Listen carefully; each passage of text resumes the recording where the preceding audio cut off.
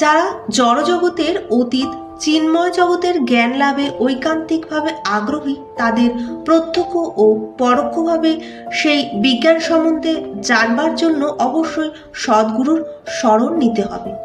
সেই ঈপ্সিত লক্ষ্যে অগ্রসর হতে হলেই সেই পন্থায় শিক্ষা লাভ করতে হবে। সেই পথ অগ্রসর হওয়ার ক্ষেত্রে যে সমস্ত প্রতিবন্ধক রয়েছে সেগুলো সম্বন্ধে আপনাদের অবগত অবশ্যই হতে হবে। সদ্গুরু জানেন কিভাবে তার নতুন দীক্ষিত শিষ্যের অভ্যাস ও প্রবণতাগুলো নিয়ন্ত্রণ করতে হয়। তাই নিষ্ঠাবান শিষ্যের কর্তব্য হচ্ছে সর্বোত্তভাবে সেই বিজ্ঞান সম্বন্ধে তার কাছ থেকে শিক্ষা লাভ করা।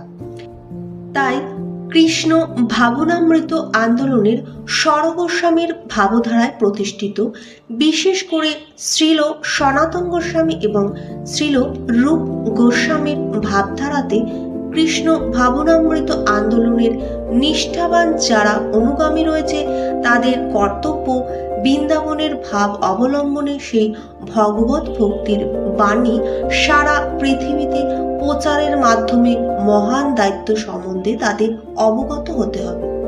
একজন প্রকৃত নিষ্ঠাবান শিষ্য দিব্য জ্ঞান লাভের জন্য সব সময় জিজ্ঞাসু হতে হবে। ভগবদ্গীতায় বলেছেন, তস্মাৎ গুরুং প্রপদ্যেত জিজ্ঞাসু শ্রেয়ং উত্তম।